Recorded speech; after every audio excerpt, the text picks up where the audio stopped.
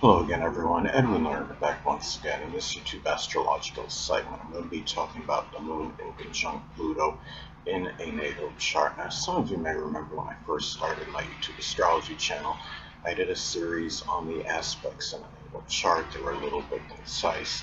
Some people may have referred to them as snappy, so what I decided to do is make another series on them in which the videos would be a little bit longer and more descriptive. So anyway, first thing up is, well, if you have the moon in conjunct Pluto in a natal chart, an adjustment, which is the inconjunct, may be needed between one's emotional needs, which is the moon, or what you may simply have a passion and desire for, which is Pluto. One or the other may be overemphasized.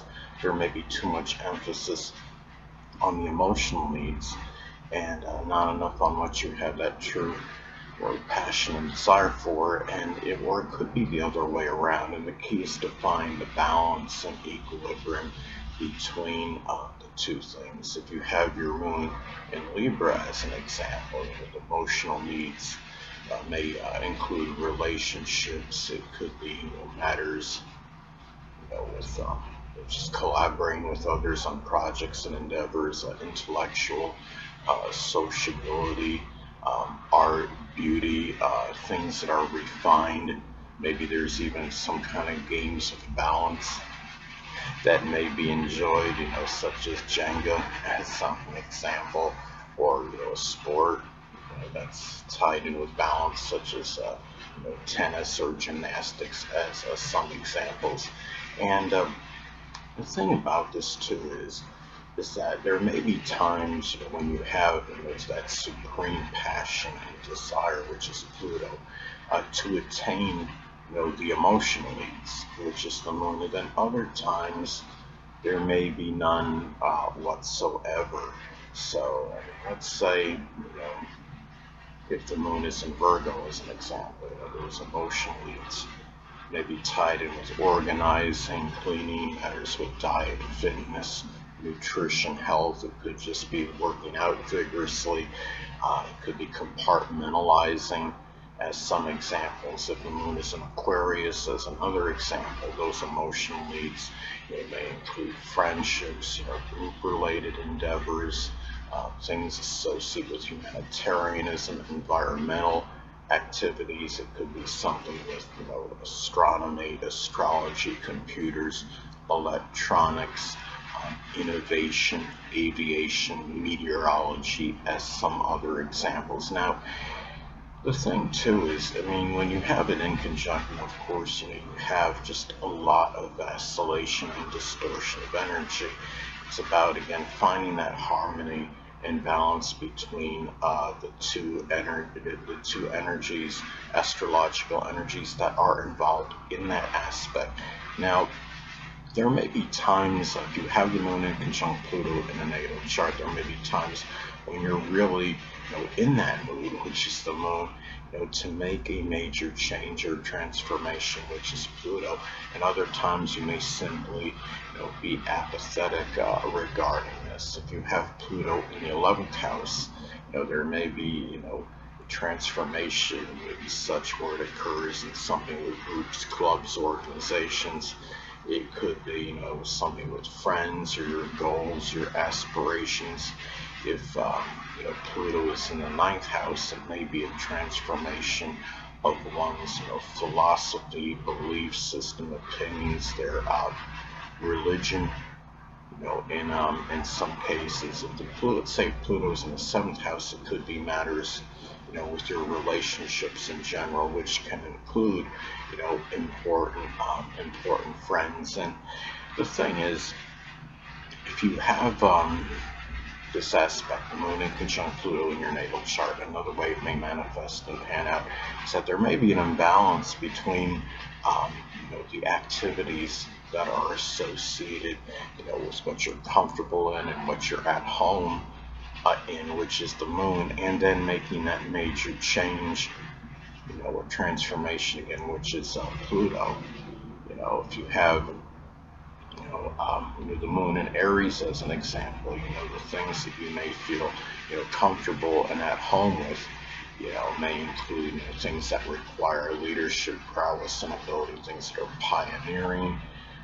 They could be doing something with welding or carpentry, or combative, volatile, sports even, as some examples. If the moon is in Taurus, as another example, the things that you feel comfortable and at home with, may include, creature comforts, having peace, tranquility, monetary stability, doing things that, give you more monetary stability. It could be something with music or the arts, it may be something, with a Taurus-related activity or field, such as geology or architecture, agriculture, gardening, cultivation, finance, banking, as some examples. And the thing about it is that you may also, matters, with the mother and family, which is the moon. There may be an imbalance in those activities with the mother and family, and those that you have intimate connections with, which is Pluto. It might be, in some cases where, activities with the mother and family may dominate and monopolize your time to the expense of your intimate connections, or you may be spending so much time with the intimate connections that at times you may simply become oblivious to matters pertaining to the mother and the family. Let's say, which is the moon, and if the moon is in Pisces, as an example, the mother and family, one or more of these people, may actually be Pisces sun, moon, or ascendant persons, or embody those characteristics. It could be people, that are very forgiving, compassionate, altruistic, sacrificing, those that are very, sensitive, emotional, and idealistic, but at the same time may be deceptive and elusive as well. Also, too, if you have the moon in conjunct Pluto in a natal chart, another way it may be expressed is that at times you may be really extremely, give that, support, which is Pluto, to moon-related people. Or other times you may be oblivious to them. Now, when I say moon-related people, it could be home, family members, people you're close to home with. It could be prominent women in England's existence, as some examples. And the thing is, you can either have one extreme or the other, where you're giving a lot of support to those people, then other times you're just not even, again, oblivious, just not even paying attention to these people. So again, it's important to find, the equilibrium and the balance between the two energies. Now, another thing about the moon in conjunct Pluto in a natal chart, it could also manifest in really being very proficient in terms of using, that insight, that intuition, which is the moon, in order to detect, let's say, manipulation, jealousy, corruption, which is Pluto. And other times, you might just be inept at this, or just not really trying to utilize your insight and intuition to its fullest, potential. Let's say if Pluto is in the third house, those people that might be manipulative, jealous, even corrupt, they could be siblings, cousins, or neighbors.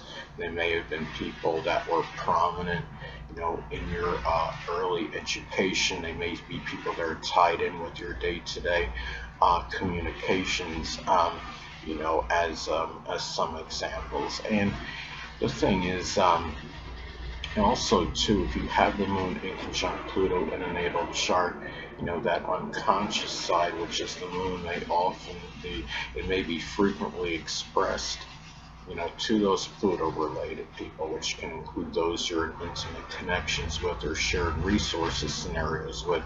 And sometimes you may not express it at all, to those people. If you have the moon in Gemini, as an example, well, that that unconscious side may be one, that's loquacious, adaptable, dexterous, versatile, multifaceted, but maybe mercurial and contradictory as well. Anyway, people, that'll conclude this YouTube astrological segment. Until next time, Edwin Learnard saying stay well.